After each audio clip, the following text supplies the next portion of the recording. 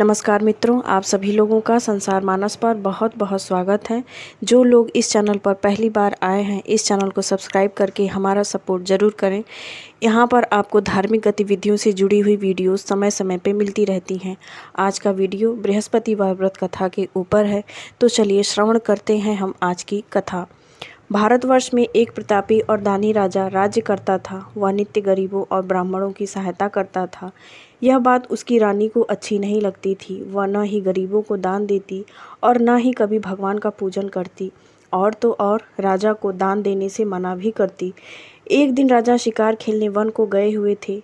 रानी महल में अकेली थी। उसी समय बृहस्पति देव साधु वेश में राजा के महल में भिक्षा लेने के लिए गए और भिक्षा मांगी। रानी ने भिक्षा देने से इनकार कर दिया और कहा, हे महाराज, मैं तो दान पुण्य से एकदम थक चुकी हूँ। मेरा पति सारा धन लुटाते रहते हैं। मेरी ऐसी इच्छा है कि हमारा सभी धन नष्ट हो जाए, क्योंकि ना रहेगी बाँस और ना बजेगी बांसुरी। साधु ने कहा, देवी, तुम तो बड़ी विचित्र हो। धन संतान सभी चाहते हैं, पुत्र और लक्ष्मी तो पापी के घर भी होनी चाहिए। यदि तुम्हारे पास अधिक धन है तो तुम भूखों को भोजन दो, प्यासों के लिए प्याऊ बनवाओ, मुसाफिरों के लिए धर्मशालाएं खुलवाओ। जो निर्धन अपनी कुंवारी कन्याओं का विवाह नहीं कर सकते, उन कन्याओं का विवाह करवा दो। ऐसे और कई काम हैं जिनके करने से तुम्हें बहुत ही यश लोक और परलोक दोनों में मिलेगा। परंतु रानी पर उपदेश का कोई प्रभाव न पड़ा। वह बोली, महाराज, आप मुझे कुछ ना समझाइए। मैं ऐसा धन नहीं चाहती जो हर जगह बांटती फिरूं। साधु ने उत्तर दिया, यदि तुम्हारी ऐसी ही इच्छा है तो तथास्तु। तुम ऐसा करना कि बृहस्पतिवार को घर लिपकर पीली मिट्टी से अपना सिर धोकर स्नान करना, भट्ठी चढ़ाकर कपड़े धोना। ऐसा करने से तुम्हारा सभी धन नष्ट हो जाएगा। इतना बात बताकर वह साधु वहाँ से एकदम अंतर्ध्यान हो गए। साधु के अनुसार कई बातों को पूरा करते हुए रानी को सिर्फ 3 बृहस्पतिवार ही बीते थे कि उसकी समस्त धन संपत्ति नष्ट हो गई। भोजन के लिए राजा का पूरा परिवार तरसने लगा। एक दिन राजा ने रानी से बोला कि हे रानी, तुम यहीं रहो, मैं दूसरे देश को जाता हूँ, क्योंकि यहाँ पर तो सभी लोग मुझे जानते हैं, इसीलिए मैं यहाँ पर कोई छोटा कार्य नहीं कर सकता। ऐसा कहकर राजा परदेश चला गया। वहाँ वह जंगल से लकड़ी काट कर लाता और शहर में बेचता। इस तरह वह अपना पूरा जीवन व्यतीत करने लगा। इधर राजा के परदेश जाते ही रानी और दासी दोनों ही दुखित रहने लगी।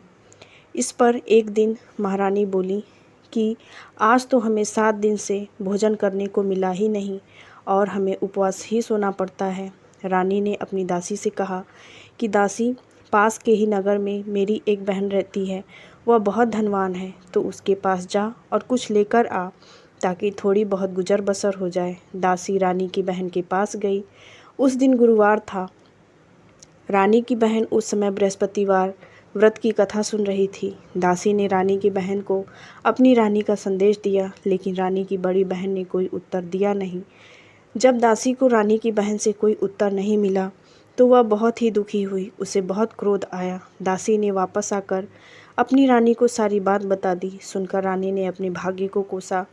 उधर रानी की बहन ने सोचा कि मेरी बहन की दासी आई थी, परंतु मैंने उससे बात नहीं की, इससे वह बहुत दुखी हुई होगी। कथा सुनकर और पूजन समाप्त करके वह अपनी बहन के घर आई और कहने लगी कि हे बहन, मैं बृहस्पतिवार का व्रत कर रही थी। तुम्हारी दासी मेरे घर आई, परंतु जब तक कथा होती है तब तक ना तो कोई उठता है और न ही बोलता है, इसीलिए मैं नहीं बोली। कहो दासी, क्यों गई थी? रानी बोली, बहन, तुमसे क्या छुपाऊं, हमारे घर में खाने तक को अनाज नहीं। ऐसा कहते कहते रानी की आंखें भर आईं। उसने दासी समेत पिछले 7 दिनों से भूखे रहने तक की पूरी बात अपनी बहन को सुना दी। रानी की बहन बोली, देखो बहन, भगवान बृहस्पति देव सबकी मनोकामना को पूरा करते हैं। तुम्हारे शायद में देखो घर में थोड़ा अनाज रखा हो। पहले तो रानी को विश्वास नहीं हुआ, पर बहन के आग्रह करने पर उसने अपनी दासी को अंदर भेजा। सचमुच अनाज से भरा हुआ एक घड़ा मिल गया। यह देखकर दासी को बहुत हैरानी हुई। दासी ने रानी से कहा, रानी, जब हमको भोजन नहीं मिलता तो हम व्रत ही तो करते हैं, इसीलिए क्यों ना इनसे व्रत और कथा की विधि पूछें और हम भी व्रत करें।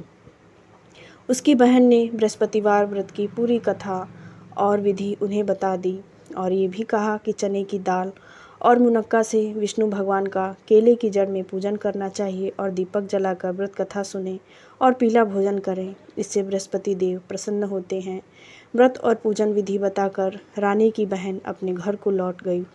7 दिन के बाद जब गुरुवार आया तो रानी और दासी ने व्रत रखा। घुड़साल में जाकर चना और गुड़ लेकर आईं। फिर उससे केले की जड़ तथा विष्णु भगवान का पूजन किया। अब पीला भोजन कहाँ से लाएं? इस बात को लेकर दोनों बहुत दुखी थे। चूँकि उन्होंने व्रत रखा था, इसीलिए बृहस्पति देव उनसे प्रसन्न थे। वे एक साधारण व्यक्ति के रूप में आए और पीला भोजन थाल में सजाकर दासी को दे गए। भोजन पाकर दासी प्रसन्न हुई और फिर रानी के साथ मिलकर भोजन ग्रहण किया। उसके बाद वे सभी गुरुवार को व्रत और पूजन करने लगी। बृहस्पति भगवान की कृपा से उनके पास फिर से धन संपत्ति आ गई, लेकिन रानी फिर से पहले की तरह ही आलस करने लगी। तब दासी ने चेतावनी दी कि रानी, तुमने पहले भी इसी प्रकार आलस्य किया और तुम्हारा धन नष्ट हो गया। अब कहीं ऐसा ना हो कि भगवान बृहस्पति देव तुमसे रुष्ट हो जाएं और तुम्हारा सभी धन नष्ट हो जाए। रानी को समझाते हुए दासी ने कहा, बड़ी मुसीबतों के बाद हमने यह धन पाया है, इसीलिए अब इसे दान पुण्य में लगाना चाहिए। इससे हमें यश मिलेगा और स्वर्ग की प्राप्ति होगी। और यह बात सुनकर बृहस्पतिवार व्रत कथा के साथ श्रद्धा के साथ आरती की उन दोनों ने। एक दिन राजा दुखी होकर जंगल में एक पेड़ के नीचे आसन जमाकर बैठा था। वह अपनी दशा को याद करके व्याकुल था। बृहस्पतिवार का दिन था। एकाएक उसने देखा कि निर्जन वन में एक साधु प्रकट हुआ। वह साधु वेश में स्वयं बृहस्पति देव थे। लकड़हारे के सामने आकर बोले कि लकड़हारे, इस जंगल में तू चिंतामग्न क्यों बैठा है? लकड़हारे ने दोनों हाथ जोड़कर प्रणाम किया और उत्तर दिया कि महात्मा, आप सब कुछ जानते हैं, मैं क्या कहूँ। यह कहकर वह रोने लगा। साधु को उसने अपनी आत्मकथा सुनाई। महाराज ने कहा, तुम्हारी स्त्री ने बृहस्पति देव के दिन बृहस्पति भगवान का निरादर किया, जिसके कारण रुष्ट होकर उन्होंने तुम्हारी यह दशा की। अब तू चिंता मत कर, क्योंकि मेरे कहने पर अब तुम वहाँ जाओ और तुम्हारे सभी कष्ट दूर हो जाएंगे। तुम्हें भगवान अब पहले से भी अधिक संपत्ति देंगे। तुम बृहस्पतिवार के दिन कथा करना। 2 पैसे के चने मुनक्का लाकर उनका प्रसाद बनाओ। अशुद्ध जल से लोटे में शक्कर मिलाकर अमृत तैयार करो। भगवान तुम्हारी सभी मनोकामनाएं पूरी करेंगे। साधु के ऐसे वचन सुनकर लकड़हारा बोला, हे प्रभु, मुझे लकड़ी बेचकर इतना पैसा नहीं मिलता जिसे भोजन के उपरांत कुछ बचा सकूं। मैं रात्रि में अपनी स्त्री को व्याकुल देखा है। मेरे पास कुछ भी नहीं है जिससे मैं उसकी खबर मंगा सकूं। साधु ने कहा कि लकड़हारे, तुम किसी बात की चिंता मत करो। बृहस्पति के दिन तुम्हारा रोजाना की तरह लकड़ियां लेकर शहर जाओ। तुमको दुगना धन प्राप्त होगा। और ऐसा ही होता है। साधु इतना कहकर अंतर्ध्यान हो गए। जब बृहस्पतिवार का दिन आया, लकड़हारा जंगल से लकड़ी काटकर किसी शहर में बेचने गया। उसे उस दिन बहुत ज़्यादा पैसे मिले। उसने बृहस्पति देव की चना और गुड़ से पूजा की। उस दिन नगर के राजा ने विशाल यज्ञ का आयोजन किया था और घोषणा की थी कि कोई भी आदमी अपने घर भोजन ना करे, वह राजा के यहाँ भी भोजन करने जाए। इस आज्ञा को जो नहीं मानता उसे फांसी दे जाने की बात की गई।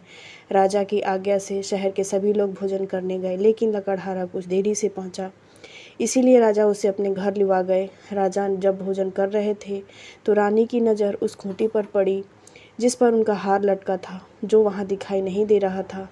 रानी ने सोच लिया कि यह लकड़हारे ने ही मेरा हार चुरा लिया है। उसने सिपाही को बुलाकर उनको कारागार में डलवा दिया। जब लकड़हारा कारागार में पड़ गया, बहुत दुखी होकर विचार किया कि पता नहीं मैंने कौन से पूर्व जन्म में पाप किए हैं जो मुझे इतनी सज़ा मिल रही है। तभी बृहस्पति देव ने उन्हें साधु के रूप में दर्शन दिए और कहा कि मूर्ख, तूने बृहस्पति देव की कथा नहीं सुनी, इसी कारण तुझे ये दुख प्राप्त हुआ। जब ऐसा होता है तो बृहस्पति दिन पड़ता है। बृहस्पति के दिन उसे 4 पैसे मिले। लकड़हारे ने कथा कही और उसी रात को बृहस्पति देव ने उस नगर के राजा को स्वप्न में आकर कहा कि राजा, तुमने जिस आदमी को कारागार में बंद कर दिया है वह निर्दोष है, वह राजा उसे छोड़ दो। रानी का हार उसी खूंटी पर लटका है। अगर तू ऐसा नहीं करेगा तो मैं तेरे राज्य को नष्ट कर दूंगा। इस तरह रात्रि के स्वप्न को देखकर राजा प्रातःकाल उठा और खूंटी पर हार देकर लकड़हारे को बुलाकर क्षमा मांगी। लकड़हारे को बहुत सुंदर आभूषण देकर विदा कर दिया। बृहस्पति देव की आज्ञा अनुसार लकड़हारा अपने नगर को चल दिया। राजा जब अपने नगर के निकट पहुंचा तो उसे बड़ा आश्चर्य हुआ। नगर में पहले से भी अधिक बाग, तालाब, धर्मशाला, बहुत सारी चीज़ दिखाई दी। राजा को आश्चर्य हुआ और गुस्सा भी आया। जब रानी ने यह खबर सुनी कि राजा आ चुके हैं, उन्होंने बांदी से कहा कि दासी, देख राजा हमको कितनी बुरी हाल में छोड़ गए थे, हमारी ऐसी हालत देखकर वह लौट आए। अब तुम द्वार पे जाओ और उनका स्वागत करो। जब राजा अपनी रानी के पास पहुँचे तो उन्होंने उनसे अपनी कुशल पूछ बताई, लेकिन बाद में राजा ने रानी से प्रश्न किया कि आखिर तुम्हें इतना धन कहाँ से प्राप्त हुआ। तब रानी इस रहस्य को खोल देती हैं और कहती हैं कि मैंने बृहस्पतिवार को व्रत किया और बृहस्पति देव की कथा सुनी, जिससे भगवान ने प्रसन्न होकर हमें इतना धन दान दिया। तब राजा रानी से कहता है कि मैं अब बृहस्पतिवार को व्रत तो करूँगा ही, लेकिन उनकी कथा दिन में आराम से सुनूंगा और दूसरों को भी सुनाऊंगा। इस तरह बृहस्पति देव जिस प्रकार राजा और रानी पर प्रसन्न हुए, हम आम जनता पर और हम आम व्यक्तियों पर भी प्रसन्न हों और अपने आशीर्वाद का वरद हस्त सदैव हमारे सर पर बनाए रखें। इस तरह की धार्मिक वीडियो के लिए इस चैनल